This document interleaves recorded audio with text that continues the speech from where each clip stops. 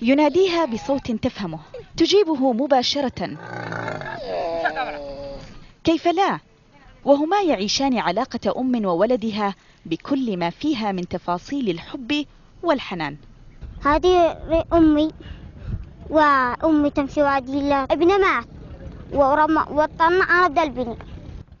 يقول الفتى إن الناقة تبنته بعد أن ولد ابنها ميتا. كان درهم أول من رأته ورضع منها، ولإثبات العلاقة شاهدوا كيف تصد من يحاول المساس به. ليس هذا وحسب، الناقة مير تشارك أيضا في واحدة من أغرب مسابقات القفز في العالم. العزف على الناي يؤذن بوجود عرض قفز على الجمال. نعم، يقفز الناس هنا على الجمال وهي واقفة. للرياضة طقوسها الخاصة، تبة بارتفاع معين، وتدرج بعدد الجمال. يبدأ ب2، ثم 3 جمال، والآن 4. بعد أن تمكن الشباب من القفز على 4 جمال، قرروا تغيير مسار التحدي واستبدال الجمل الخامس بي أنا.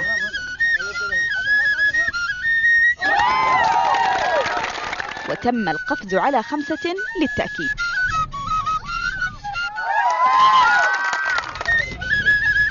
توج حميد بطلا للعرض، وكل ما يلقاه هو التكريم برقصة الخناجر.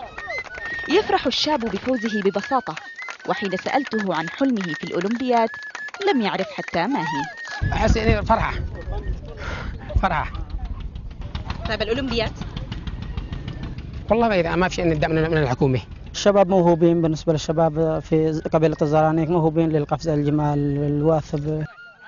مقدرة أبناء الزرانيق على القفز على الجمال قد تؤهلهم لدخول الأولمبياد، وكما شاركوا قبل في صناعة تاريخ اليمن السياسي ينتظرون الفرصة للمساهمة في صناعة مستقبله الرياضي.